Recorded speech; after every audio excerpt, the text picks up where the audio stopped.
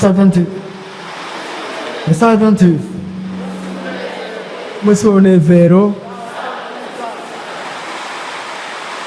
Nishiye nanone kambaruka Irunoga amaze kuba mu rugo. Sinzi wabonye kiraho poste ko taza Irunoga. Bamwe barambye atariko Irunoga ni miwani. Abantu batangiye kujya bateka ko nshobora mwambuka Irunoga kubera ukuntu babona makunda cyane. Muri uyu munsi w'isabato ndanezerewe cyane kandi ndashima Imana yuko yemeye yuko garuka Irunoga guhura n'abantu beza b'Irunoga. Imana ibahe umugisha. Muri beza kandi buranakunditse nta n'impamvu umuntu atabakunda. Ngira ngo hari hashize hafi amezi agera muri 3 arimo yusura neza kuko ngera ahangaha ubanza hari ku itariki enye n'uburyo z'ukwa mbere nyuma atari 5 z'ukwa mbere, aho twamaranye icyumweru ndetse tukabasha gushima Imana mu magambo yavugaga ngo iki umva imbozi. Uyu munsi ni umunsi udasanzwe wa Ambassadors Day, aho turi kwiga amagambo avuga ngo gukizwa ngo ukore. Gukizwa ngo ugenze ute? Gukizwa ngo nawe ugenze ute? Ukore. Agari cyo cyigisho natikuye, ndashimira mushiki wacu maze kukigezaho icyigisho cyiza cyane kikenewe by'umwihariko uyu munsi. Agari cyo cyigisho nanjye ndatibu. Ndashimira Imana yuko abantu babatijwe nabonye benshi bakiri mu murimo nakubanza ari bose. Hari umuntu umwe wagera nta numwe wagiye. Nimuhaguruke. Haguruke kuzinise. Murabona ko uko baje bose uko twabatirishije twese bose banacyari muri. Mureke tushime Imana. Mu gitondo tugenda twakoze urugendo twibwira yuko ari urugendo rwihuta, twumvaga ko masaha 1:30 twaba tugeze aha, ariko Imana yashimye ko tugera isaha twahagereye. Izina ryayo rihabwe icyubahiro. Twatangije umuteraniro n'indirimbo y'159 nyabonoka iyo ngenjutse ndumukene ndiki. Ntabwo nanditse wiriya ndirimbo ari uko yari umukene yemwe kubyira igaragara, yemwe ntiyari n'impumyi ku bw'amaso, ahubwo kubera ko yari kure ya Yesu yabonye ko muri henebera bwiwe abona yuko ari umukene ku by'ijambo ry'Imana. Hahirwa abakene kuki? Ntabwo uyu mwanditsi yarekeye aho, ahubwo yarakomeje arandika kumanywa na jana. Mwibagiwe akazi mbona sindarakibagiwe. Hari abantu bambaye ibyo bya mbere izabato nziza, abantu ndowe bwa mbere ndabona ndi umwarimu kandi ndi umwarimu ukunda kujyana n'abanyeshuri bigisha. Iyo mbonye hari umunyeshuri urangaye mpita usoza icyigwa cy'uwo munsi ndabakomeza nk'ibindi. Si byose ndabizi bariya bagabo bazanye indirimbo nyinshi. Umwanya niwe uraba ikibazo. Nize ngo yatangirwe kuririmba kera cyane, erisi ibihangano bye bimaze kuba byinshi cyane, rero bafite umwanya mwinshi bari gusa kuririmba. Ntabwo ugiye gutwara umwanya wanyu munini mu minota mikeya yayo ndi musanzwe munsi. Njya ndambirana soko munsi. Ubwo rero ube ya minota yane murumbi niyo ndakoresha umurumbi twikomereza igitano. Ndomonyi kumanywa na tayari kumanywa na nijoro. Ese kumanywa na nijoro ntabwo ujya wumva ukeneye Yesu? Kumanywa na nijoro ujya wumva ukeneye guhura na Yesu? Kumanywa na nijoro ujya wumva uri wenyine ukumva yuko nta wundi mwahura utari Yesu? Uyu mwanditsi w'indirimbo y'159 yaravuze ati ndumukene mbi n'impumyi kandi kumanywa na nijoro ndejute ndakukeneye ndagushaka mwana.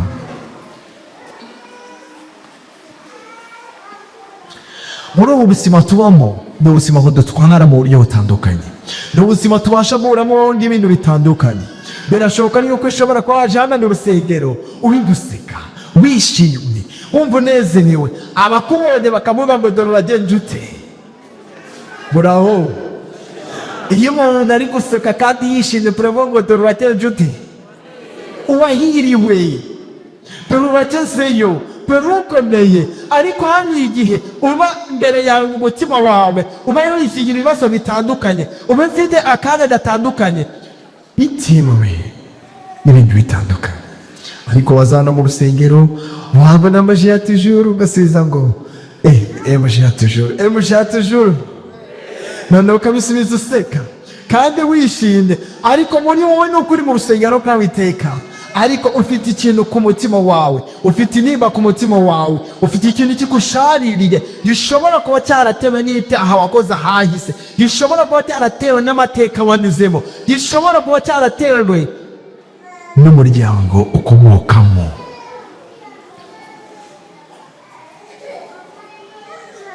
Ariko ibyo byose ukanirenga, warangiza ukaza mu rusengero kandi ukaza ugenda ute usenga. Birashoboka ko akababaro ufite cyangwa se intimba iri ku mutima wawe wayitewe no nashakanye, birashoboka yuko nawe Mana atakwishimiye cyangwa se hari uburyo muterana amagambo, ariko ndagira ngo mubwire ngo kuri aka kanya tugiye kwigana amagambo avuga ngo maze murebe, muze mugenzi nzi, maze murebe, mureke ndisenge. Turagushimiye Uwiteka Mwami Imana, tugushimiye kugira neza kwawe, kwihisha izina ryawe ku cyubahiro.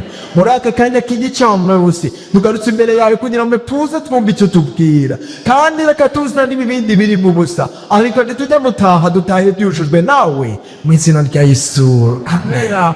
Muze mugenzi uti, muze murebe, wowe wemba umamanye, ndagira ngo mubwire yuko hari ijambo giye kukubwira kuri iki gicamunsi rivuga ngo bino urebe.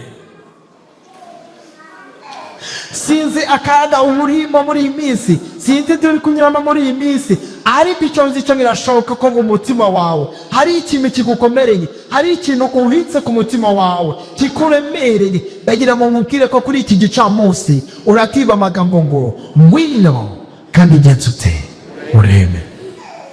Hano umugore uboneka muri Yohana igice cya 4. Ndagira ngo dufate Bibiliya, ntabwo turi bujye kure y'icyo gice, turibanda muri Yohana igice cya 4. Hari umugore bitagendekera neza, unushaka ni rwamugendekera neza, ashaka umuterera miranga, ashaka uwatabinu miranga, ashaka uwa gatatu miranga, uwa kane miranga, ndetse n'uwa gatanu bigenze ute.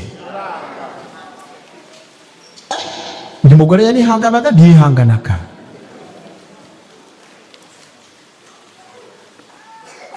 Yagiye ahabwa amasezerano atandukanye n'abagabo batandukanye. Umugabo wa mbere aramubwira ngo uri mwiza, urasa n'akarabo, yewe urabegerana. Ndagira ngo mubwire yuko nifuza ko azambera iki. Abasore muri aho, abasore muri aho, imitoma ndabizi ko ntawe ibarusha. Vanessaje mbere bamutanga, imwe marimwe mukazereza umukobwa wa mbere, ukakubitaramo wa kabiri n'uwa gatatu, atureka amagarire yose nawe uzazagenza utere.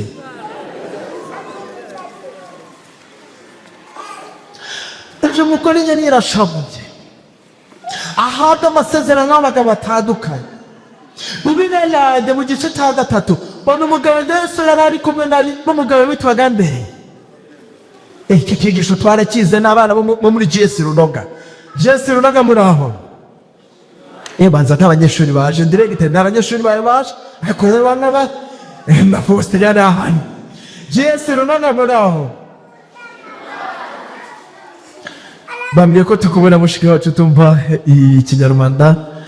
Je pense que ma sœur, tu es avec quelqu'un qui est en train de t'expliquer. Mais tu es en train de t'aider, bien sûr. Icyo gihe twuzanye icyigisho tumekaye witwa nde? Nikodemo z'icyo cyigisho twakize. Ntabwo ari GS Runoga, ahubwo twakize twese ku bijyanye no kubatiza. Si byo? Ko bitagenze.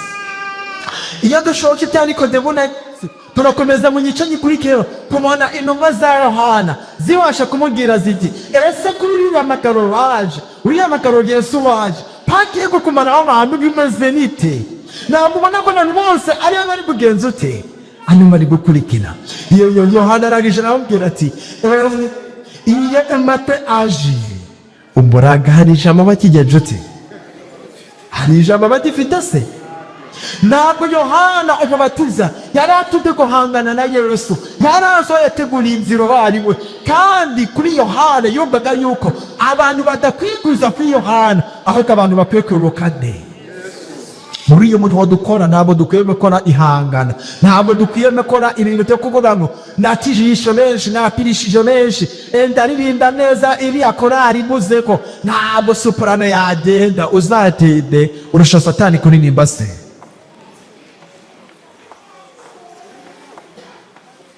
Niyo utabuvuga amabuye azagenza ute?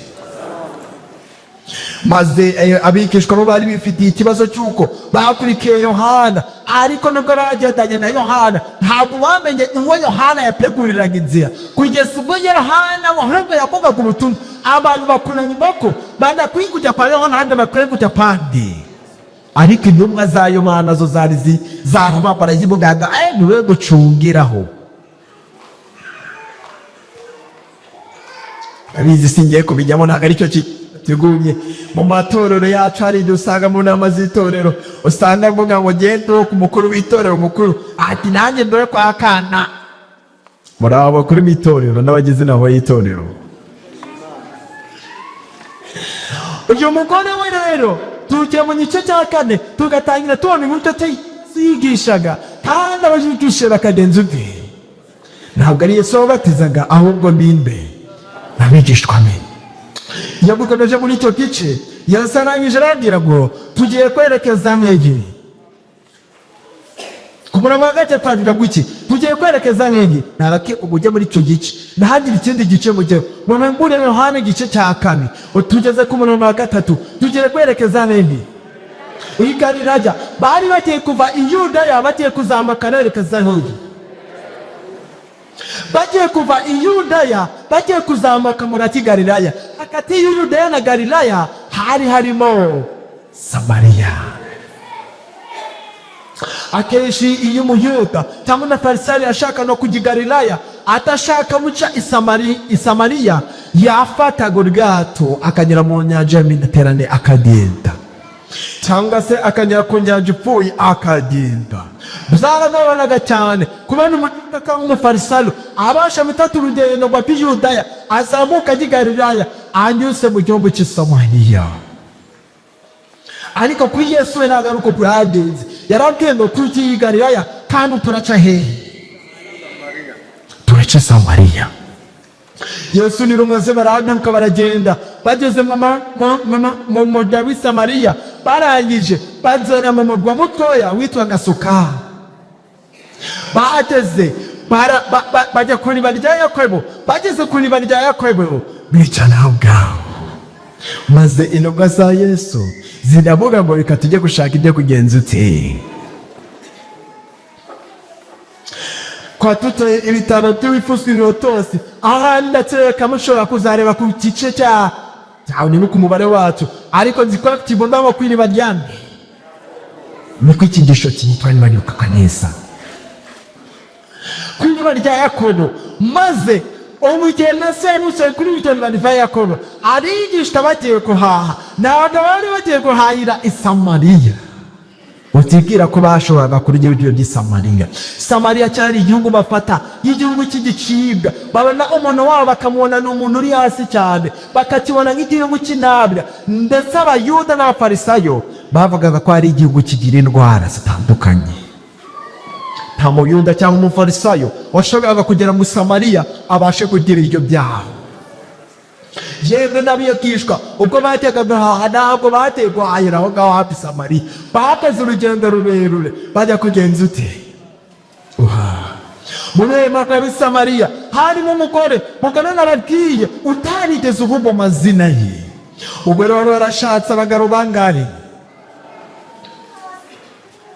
Arangije ari umugore kubera uburyo cye yari ababaye mu mutima we, kubera uburyo cye atumvaga akeneye kugira ngo n'umwe ahura naro. Birashoboka ko nawe hari uburyo ibyanjye reka mbyigomanire, nta muntu ushaka nume unyegera, nta muntu ushaka bamenye ibyanjye. Ibyanjye ni ibyanjye, kuko wamenye ibyanjye.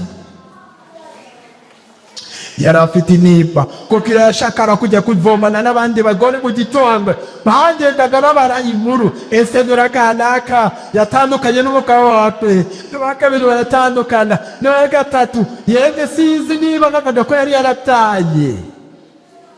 Ahari bishobora kuba baravugaga ngo nta n'urubyandikira. Ese wowe itsinda nk'iryo ngiryo rigenda rikuvuma warijyamo?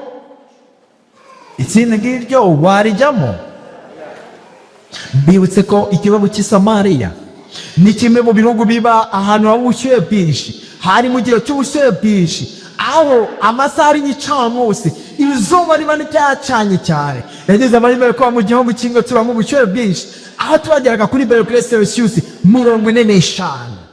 40 iba sohoka. Hano mu Rwanda twageze kuri 33, usanga ibikuba byacitse. Abantu bari gusinzira narambiranye seseze. Nari nagiye abantu batagiye gusinzira. Kubera bivuga ko nshobora kuba narambiranye. Inyakwegera 33 zigeza hano mu Rwanda, ibi byacitse siko bimeze. Mbona hano abaga zari 45. Ntabwo byarushe ko wasohoka mu nzu, ahubwo wa mu nzu udacana byadunga dongera umukonji kandi uri no mu nzu. Uyu mugore yari yarekeye yemera amasezerano n'abantu batandukanye. Uyu mugore yari yarekeye abana abagabo batandukanye ndetse bamwe bamwizeza ubuzima bwiza, ariko ibintu byose byaje guhinduka maze aza guhura nakaka kukwite bamwemeraga byose, nta na kimwe yabashe guhura nacyo. Uyu mugore arangije ku gicamunsi muri tazuba, yele bitanditswe bibwira ko bishomeka ko muri uwo mugwa yeme no mu isoko nta muntu n'umwe wagendagendaga. Ayo masaha nta no muri hanze, ayo masaha nta no muri kureba. Biyaganagare yabashaga gufata mu rugendo rwe agiye kugenza ute, agiye kuvoma. Ataruko yuko mu gitondo yari kubyuka akajya kuvoma, ahubwo yari guhana ba nyirakanaka bakagenda bavuga inkuru zabo, uburyo bahiriwe n'urushako, nyamara bafite intimba hehe. Umugore yarangije afata urugendo araryohemba, yibwiraga ko rwose atekanye. Mu Cyongereza baravuga ngo she was feeling that she was in the same place. Apa mu mutugudu arasohoka yitondeye ko nawe mwitaye mu mutugudu nta n'umwe ureba, umwe wese ni ku zuba rini mu cyane byinshi cyane. Arangije n'umwe wese yumvaga ko yihishe mu nzu yishe izuba. Kuri rya zuba afata ikirundi ajya kwiriba. Yateke ko nta muntu n'umwe ari mu bure nawe mu nzira, yumvaga ko nta muntu n'umwe arubashe kubona nawe kwiriba, ndetse aragenda aragitunguka yikekeniba abona umugabo uhica. Umugabo ugenje ute? Musamariya akaza aratanga, ni gute kuri izuba uyu ni yawe yagiye kwicara hano ati nari nidiri wanjye niturije, ariko nibyo we ajate umuntu yagiye kumvangira. Narizi ko na ibyanjye ntabwo bakurimenya, nje kwimomera ngafata amazi nyitete nifutiye inyota wanye n'amazi ahari, ariko uyu mugabo wicaye kwiriba anambangamiye.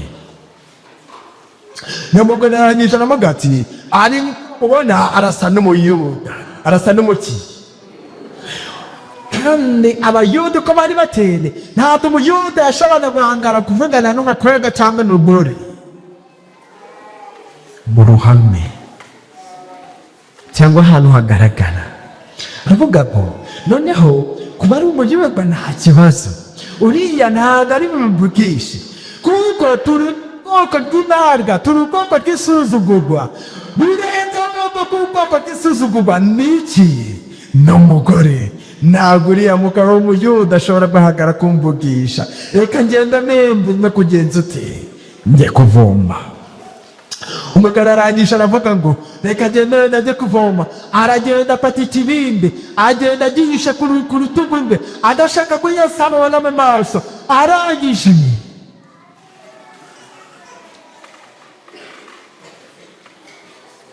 tugiye kuvoma, ntashaka kuvugisha umuyuda. arabizi ko abayuda babasuzugura, noneho byagera ku bagore wikaba akarusho, yumvaga nta bashyikira bafitanye n'umugabo uri aho ngaho. Sabato nziza, turacyari kumwe cyangwa mwasigariye? Arangije amaze kubona yuko nta mushyikirano agomba kujyana n'uwo mudaro, agiye kugira kandi kumara mwaka 7. Hari amagambo agizwe amagambo 4 gusa, yewe mu cyongereza 8 no mu kinyarwanda 8, mpamvu tuzigenze 4.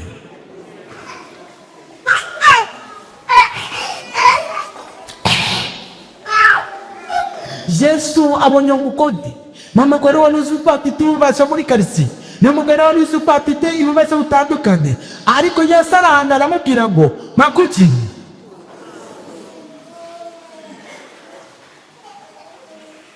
uyu mugore yarahuye n'akaga, yaje yiteguye ko atagomba kujya umuntu n'umafidana nawe, ariko ahangaha yaratangiye kuvugana n'undi mugabo, umugabo w'umuki,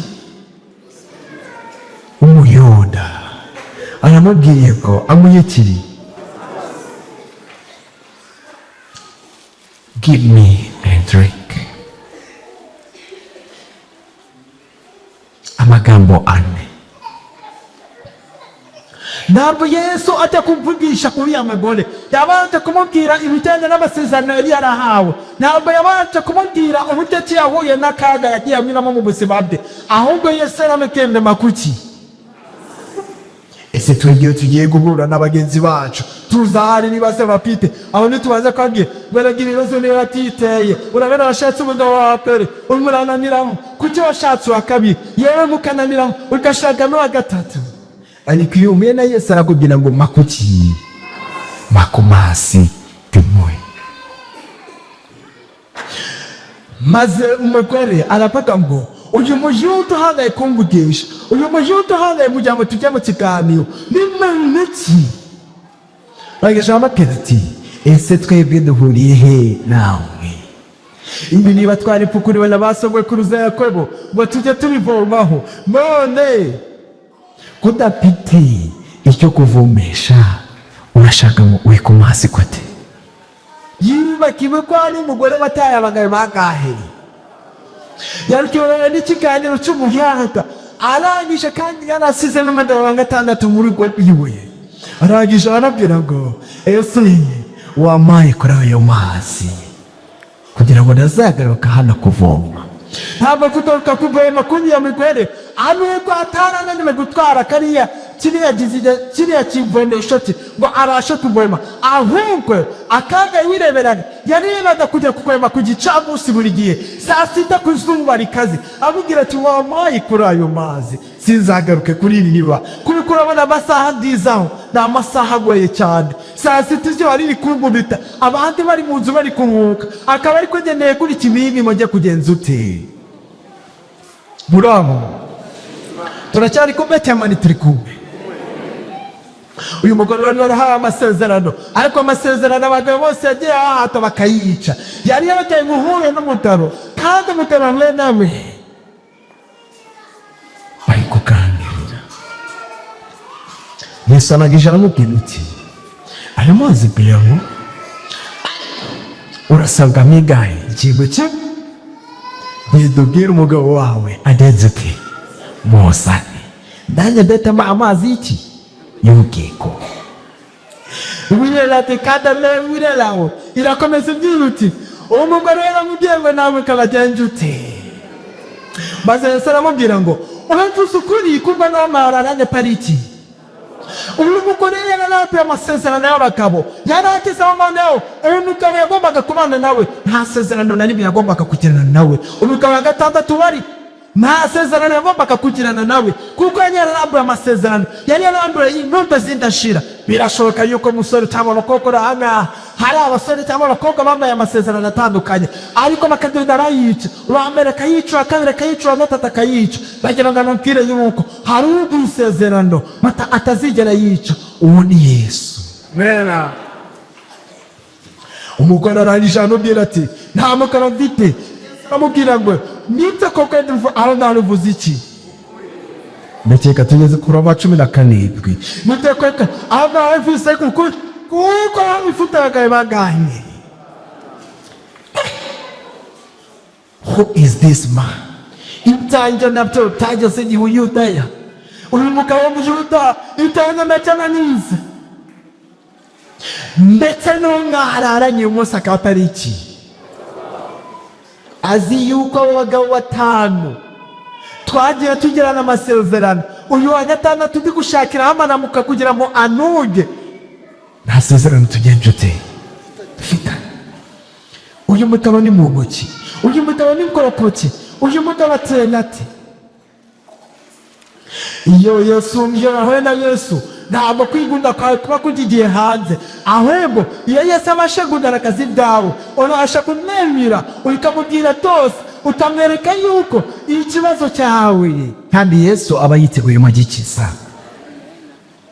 Uyu mugore ntabwo ikibazo yari afite ahanini cyari gishingiye ku bagabo, ahubwo ikibazo yari afite cyari gishingiye ko nduza kuboma kuri kiriya gice house. Nuko mutagara mubwira ngo Yeremiya ashonga kuna muhamuzi, ndetse turabizi yuko Mesiya azaza. Yatugiye muri icyo gice ku 25-26 Yesu aramubwira ngo ninjye tugenze ute kugana. Yesu utarigeze yihishurira abafarisayo, Yesu utarigeze yishurira mu isinagogi kwa Mesiya, Yesu utarigeze yishurira abanditsi kwa Mesiya, Yesu utarigeze yishurira Nikodemu bari bamaze iminsi bahuye. Yihishuriye umugore wari warahuye n'abagabo bangana. Umugore n'abari iciro by'umugani, umugore utari ufite abantu umeze nk'intambwa, umugore utari ufite agaciro muri sosiyete yarabayeho. Uyu ni Yesu yabwiye kambere kwa niki Mesiya. Umugore akimara kumva ngo ni Mesiya, ahita asiga ikimwipike, ahita asiga icyo yari afite, ahita yibagirwa ibyo yari arimo byose. Arangije Bibiliya yandanaho icyuya yuko umugore yagenje ute aribuka adoze ute. Ese wowe ikibindi cyawe waragisize? Muraho, ikibindi cyawe waragisize cyangwa ikibindi cyawe uracyahatanye nacyo cyikoreye? Yesu arakubwira ngo ndaguha amaso y'urugingo, ariko siga ikibindi cyawe. Ikibindi cyawe gishobora kuba ibibazo byose batahagise, ikibindi cyawe gishobora kuba utari kureberode, ikibindi cyawe gishobora kuba inshuti zawe zitakwishimiye, ikibindi cyawe gishobora kuba ibibazo bitandukanye, byaba ibyo ushaka, byaba iby'urubyaro, ariko hari ikibindi cyawe ukeneye gusiga, ukagisiga iruhande rwande rwa Yesu.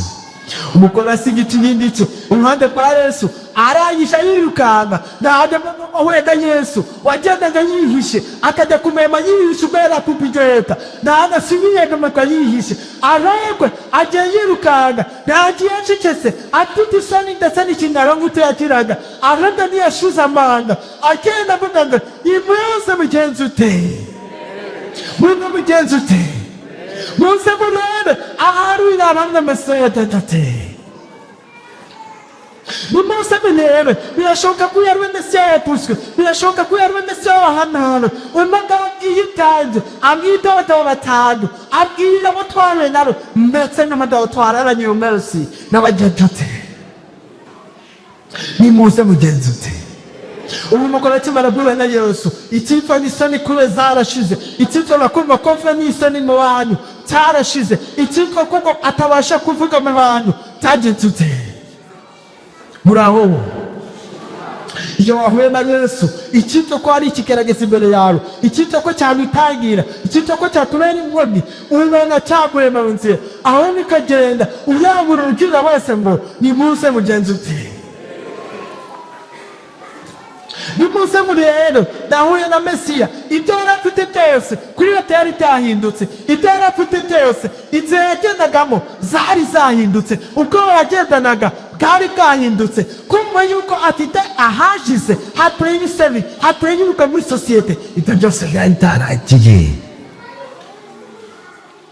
Iyo wahuye na Yesu, ahahise hawe nta gaciro hawakigenje ute, hagifite ko hazaza hawe, arangije arabwira ngo uyu mugabo yabwiye ibyo nakoze byose, yambwiye ibyo nanyuze na byose, ntabwo yigeze anyisha hanze, ahubwo yemereye Yesu ko icyo yamubwiye ari ukuri, apfundikira Yesu kandi Yesu aramwakira. Nitura na Yesu tuzamufungukira kandi Yesu yiteguye kutwakira, Yesu yiteguye kudukiza. Bagira ngo muri amasaha y'igicamunsi mubwire ngo birashoboka ko ushobora gukora amasezerano atandukanye, birashoboka yuko hari abantu bagiye ngo ibyizero bitandukanye, birashoboka yuko hari abantu bagiye bakubwira ngo ntabwo ushoboye, bakagucira imanza z'uburyo bumwe cyangwa n'urundi, bakakubwira ngo nta gaciro upinde. Ariko ndagira ngo nabwire yuko Yesu akeneye kurora nawe, kandi namara kurora nawe arakubwira, akubwira icyaha cyatambutse, narangiza ahindura amateka yawe, maze ahazaza hawe ajye mu biganza bye. Kuri iki gicamunsi niba wumva yuko biteguye kwakira Yesu, kugira ngo umuture imitwaro yawe, kugira ngo umwereke akuremereye, kugira ngo umubwire akabaroro kawe, kugira ngo umubwire ibibazo byawe, Yesu yiteguye kukwakira, Yesu yiteguye kukumva, kandi Yesu yiteguye kugira ngo azaduhe ubugingo buhoraho. Amazi y'urutigo uje mugore yanyoyeho, icyitwa isoni kubera kirarangira, ahubwo amazi y'ubugingo arayashyikirizwa. Niba nawe wizeye ugomba gusaba ko kisenge. Haba hano umushyitsi utari umudivantisite ushaka kwemera ko twafatanya nawe mu isengesho ryihariye, bagira ngo muri aka kanya urarikaze hano imbere kugira ngo dusengane isengesho ry'umwihariko. Mushasi utari umudivantisite uri kuvuga ati maze kumva ituriye amaguru, ahari byajya bishobora kuba bikarishe kurusha ibyo, ahari byajya bishobora kuba ari bibi kurusha ibyo, ahari byajya bishobora kuba atanateze kure kurusha ibyo, ariko Yesu bene n'uko nibura na Yesu ndamaherezo byanjye, kandi Yesu utemeye kunekiyura, Yesu utemeye kunyiza, maze amateka yanjye yatuma neza urusani mu bantu, yatuma neza umwadi akayobye, akayahibura, akanebura ejo hazaza. Niba uri hano muri urusengero utari umudivantisite, ndagira ngo murarike utamuguze hano dufatane mu isengesho. Badivantiste indirimbo y'ijana na mirongo itanu tugiye gusoresha iravuga ngo mbese arasanutse mugenzi uti, madufatanye kugenza uti, mugihe inuma zari zijyana utari Yesu yarahari. Niba wumva turafatanya mu isengesho gutambuka kuzana imbere, mugihe inuma zari zashe kugaruka ahari Yesu yarahari, zatangaje ne kuba nari kumwe n'umugore w'umusamariya, unutera itanu mfite agaciro, unutera mwera n'uduti cyayobye, maze zimamurera. Uretse no kuba tunasha kuba tuvugana na tutavugana n'abagore b'Abayuda, wowe uhangaye kuvugana n'umugore w'umusamariya ntakomeye bitiye Yesu, ariko zigira isoni ziravuga icyo Yesu akora cyose adukora kurera impamvu ntizimbe ziburaza impamvu, aho mbere ziragira ngo akozana teze umugore yagiye guhamagara, zirabaza ati ese uracyamfite ufite inzara, reka tujye mvata kugwa muri ni ati nabonye ibindi byo kujya mu dinyejote mutazi. Ndazira wa murariki twabashe kubona umubyeyi w'ine Pastor Cyambuka, twabashe kubona umubyeyi mumwe Pastor ajya kumutwakirira, kandi ni nawe tufasha muri isengesho ukeneye arishoje turoni batani imbere ya Demba Jana 50 kugira ngo mushiki wacu atekwe gusenga aze gusenga. Ariko ni bukiranga miteraniro akantana umudivantisite lagira mubwire yuko birashoboka yuko Elisa yari nindera vandago siko ngidi kupana nyoti nurianga mbonera abana muci, birashoboka yuko idini damuci, birashoboka pacho mitorero associate kamacha, ariko siko gitinye inside mitemeza. Yarashimikira yuko bariho ku mpamvu z'abantu batandukanye, bariho kugira ngo aba banezeza abantu runaka, bariho kugira ngo batange ibyishimo kabandi, akagira ngo mukire ngo umukoro bamwe n'abagabo batanu urangana mu isezerano, akajya mu isezerano bagatata bagira ngo nzakurinda na handi sinye bizara mu gituza cyane, arameseragera hidro amasezerano. Ntabwo yeko ndi mpamvu nonowe nada, ahubwo yeko ndi mpamvu y'Imana. Hari impamvu Imana yakuremye, kandi iyo mpamvu Imana yakubwira umubwira sinawe no kubiki kuko mbakuka. Hari impamvu Imana yakuremye, kandi Imana yiteguye no kwakira. Nakunze amasedasi kundirimba naturi n'imbere kudakora benshi bari barapeteroje, uje mukene ndabari yarapeteroje, yari yarasohoka byanditse avuga ngo Mesiya harazadinze. Uriya munsi yahuye na Besida kandi Mesiya yaramubwiye ngo ninyo tugezete ninya tugogana. Reka kubwo muhimwe mushiki wacu uyu muteri wacu anonetse sai pastori atusengera misengesho ntoya ari nako tukomeza n'indirimbo y'ijana na 50 muke tuyiririmba kwene data undahasha kwibasabo amagamba agize indirimbo arambera nanje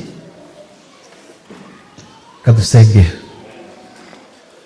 Uwiteka Mana yacu izina ironera icyubahiro gushimira kuri Imana igira neza, turushimira kuri Imana ituzi izina hese hacu, ariko nanone tugushimira kuri Imana yemera kutwakira iyo tugusanze. Uhabwe icyubahiro. Twese twakoze njyanwa n'amaso yawe ucimo gusa kugira ngo tubamarire imitima yacu yakirwa nawe. Ibyo kuba mu mugore w'Umusamariyakazi maze natwe tuguhamye kuko dufite ibyiringiro by'uko twahuye nawe. Ijuru rye rirahagaze imbere turamukweretse kugira ngo mugirire neza, mwambike imbaraga. Ibyo byose urabizi kuko uko twebwe tubizi, ndakunyinze kugira ngo mugirire neza umugisha. Murindane n'umuryango we, ujye umenya intambwe ze za buri munsi, kandi turifuza kuzatumarira muri kirere amukusa ruparutse. Turabusijya bujyana intambwe ateye umunsi ahagara imbere y'iteraniro, uzamushoboze no kuzongera kwiterera aza gufatanya n'iri torero burundu kugira ngo tuzafatanye nawe kuzamukana iki kigwena. Amen. Bize duhagaze imbere yawe twese tugiriye neza, turebana amaso y'imbabazi. Buri mwana wawe wese waguncumuyemo, buri mwana wawe wese icyo gusaba, buri mwana wawe wese umukeneye akunze kugira ngo twiteranize.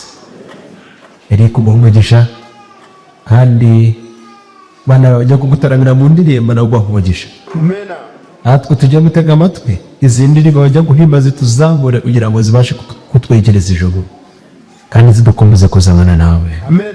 Nakoze kumvise gusenga kwacu, komeza kutugira neza no kutuyobora, tubisabye twese mu izina rya Yesu. Amen.